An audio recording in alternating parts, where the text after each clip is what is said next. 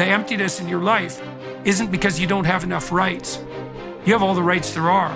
You have more than you should. And it isn't because you lack consumerist options. You have Amazon and pornography, man. You can get whatever you want whenever you want it. And if that's still not working, well, what are you missing? Well, maybe you're missing the opposite of that. A little bit of restraint, a little bit of sacrifice, some responsibility. Man, stop bullshit. If you really got a problem with your life, you'll change it. You're not tired of being broke. You're not tired of being stuck. You're not tired, because if you was tired, you would actually do some shit about it. I'm tired of everybody running around complaining as if you're on the receiving end of whatever this world wants to dump on you and you don't have a choice. It's time to grow up, man. Excuses sound best to the person that's making them up. Anybody who is determined to do something, who wants something to be different, it will eventually be different. Everything around you is going to change as soon as you change the things around you. Change your mind and everything about your bank account, your surroundings, your environment will all change. If you're creative enough, can you find the answer? Yes or no? If you're determined enough, can you find the breakthrough? Yes or no? Creativity, decisiveness, passion. These are the ultimate human resources. And when you engage these resources, you can get any other resource on earth. Stop telling yourself the story because you don't have the money, you don't have the time. That's bullshit. It's because you haven't committed yourself where you would burn your fucking boats. If you want to take the fucking island, burn your fucking boats, and you will take the island, because people, when they're going to either die or succeed, tend to succeed. But most of us give ourselves a way out, and that's why we don't have what we want. Put yourself in a position where you can't retreat, where it's do or die, sink or swim. Here's what you'll find out. You'll develop incredible swimming skills. You'll find yourself stroking unlike you've ever seen before. Through the inspiration of desperation, you'll become more creative than ever before. Throw your whole self into it.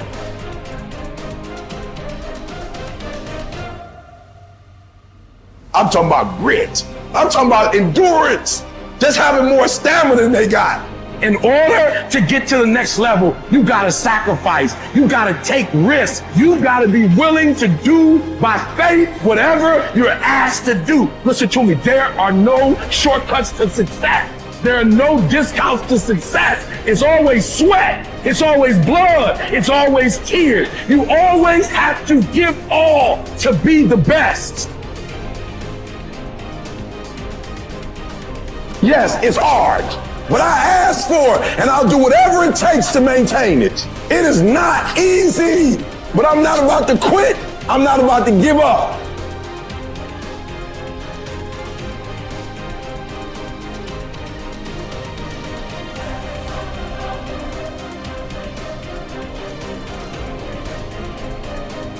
If you've explicitly formulated a set of goals and you're pursuing them, then you've adopted the responsibility to act in a certain manner to make those goals realize themselves. That's responsibility that you've adopted rather than responsibility that's being imposed on you, assuming that you've thought through the goals and you find your spirit in harmony with those goals.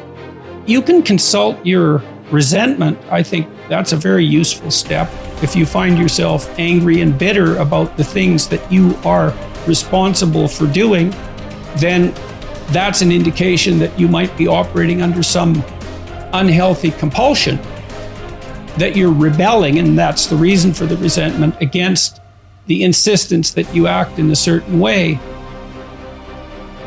Although it's also possible that you're just immature and that you're rebelling against the discipline that's necessary to attain the goals that you genuinely do want to attain and that are valid and that you are actively engaged in constructing. So you have to get that straight, and some of that's a consequence of thought, and again, some of that's a consequence of discussion with other people with whom you're intimate enough to have a conversation like that. And perhaps they have conversations about similar things with you if you're fortunate. At the end of God's creation, describing how order emerges from chaos or being from potential, there's this strange line, which is probably the most important line that's ever been written in our culture, at the basis of our culture. And that is that men and women are made in the image of God. And what does that mean? Well, if God is that which confronts potential with truth and courage and makes what's good out of potential, that seems to indicate that we have the same faculty. Like on a smaller scale, we're not omniscient, but we're not bloody well nothing. You know, our conscious is integrally tied into the structure of being in some manner we don't understand. And it certainly is the case that we take what isn't and turn it into what is. That's something, man. That's quite the trick we've been able to manage. And so we're made in that image. And so what are we supposed to do? Well, that's what we're supposed to do. We're supposed to type our letters and make our phrases and construct our sentences and build our paragraphs and put our chapters together and make our books and communicate to people and straighten out the damn culture and constrain the malevolence and ignorance that besets each of us and push nature back and extend ourselves out into the unknown and confront the potential that's there in illimitable quantities and make the world better than it could be otherwise. To move it away from hell, and it can certainly become that, and toward heaven to the degree that we can manage that. And that is a good enough goal. That's the thing. You need something, you know, because your life is tough. It's hard. You need something that, you need something to get out of bed for and fight for. And that's something, right? To fight, let's say, against hell and for heaven. That's something to fight for. You know, if you want to be convinced about this, like read a little bit about hell. Read the Gulag Archipelago, or read Ordinary Men, or read The Rape of Nanking, or read about what happened in Nazi Germany during Auschwitz and all the catastrophes of the 20th century, and see if you believe in hell, and see if you think, well, maybe not having that happen anymore would be a good idea. And then think about maybe that's something you could contribute to. And then it wouldn't have to happen anymore. And that would be a good thing, and God only knows what great things we could manage under such conditions. We're becoming incredibly technologically powerful. And what would it be like if we became equally wise? Well, that would really be something. God only knows what we could manage in the next 20 years or the next 100 years, you know? We're running at 40%, most of us, you know, because we're half in and half out. And it's not surprising because life is difficult. It's like, well, what if you were 90% in? Or 95% in, or all in, because you're all in anyways, right? It's a life and death game. No one gets out of this. Everyone dies. You might as well commit yourself. And you might as well commit yourself to the highest good that you can attain, because why not? It'll imbue your life with meaning. It's hard, the responsibility is there, but all the meaning's in the responsibility, and that'll make your life better. It'll make your family's life better. And it should make your culture better. Maybe it make the world better. It's like, that'll justify your damn miserable existence at 3 o'clock in the morning when you're wondering what the hell you're doing here. And that's a good thing, because there's going to be days when you're aching and tired and sore, and there's people in your family that are sick, and you're cynical and bitter, and you need a reason to get up, and you think, yeah, well, a little more heaven and a little less hell, maybe I can pull that off today and tomorrow and next week. And that's worth struggling forward for. A man who becomes conscious of the responsibility he bears toward a human being who affectionately waits for him, or to an unfinished work, will never be able to throw away his life. He knows the why for his existence and will be able to bear almost any how. By declaring that man is responsible and must actualize the potential meaning of his life. I wish to stress that the true meaning of life is to be discovered in the world rather than within man or his own psyche, as though it were a closed system. I have termed this constitutive characteristic the self-transcendence of human existence.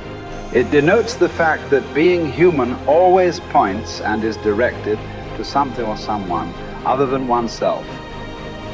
Be it a meaning to fulfill or another human being to encounter, the more one forgets himself.